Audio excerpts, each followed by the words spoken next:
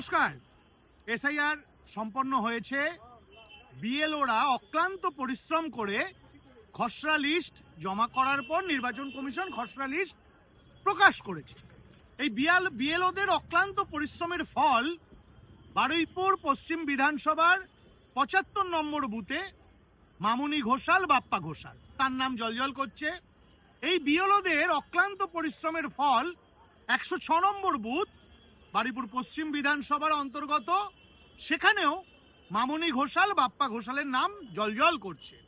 তার মানে বুঝতে পারছেন কতটা সুন্দর বিএলওরা কাজ করেছে। তারা এতটা প্রেশারের মধ্যে থেকেও তারা এই কাজটা সম্পন্ন করেছে। আসলে মূল বিষয় এটা নয়।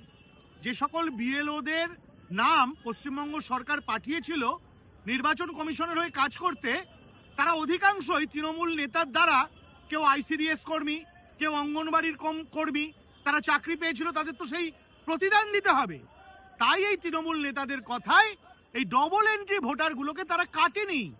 তারা তৃণমূলের ভোটের সুবিধা করার জন্য তাদের নাম এসআইআর ফর্মে ফিল আপ করে আবার জমা করে নাম তুলে দিয়েছে। খুব ভালো কথা, কিন্তু তৈরি থাকুন। আপনারা ভাবছেন আপনাদের অঙ্গনবাড়ির চাকরি, আইসিডিএস এর চাকরিটা থাকবে, সেটা হয়তো তৃণমূল নেতারা সহযোগিতা করবে, কিন্তু আপনার জেল যাত্রায় তৃণমূল নেতারা সহযোগিতা করবে না।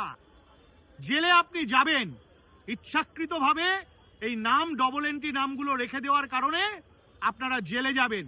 আর যে সকল ব্যক্তিরা ইচ্ছাকৃতভাবে দুটো জায়গায় এসআইআর ফর্ম ফিল আপ করে ভাবছেন আমি দু জায়গায় নাম লিখে রাখবো, কেউ দেখবে না, তার জন্য ভারতীয় জনতা পার্টির বিএলএ টুরা আছে, তারা অবজেকশন দেবে।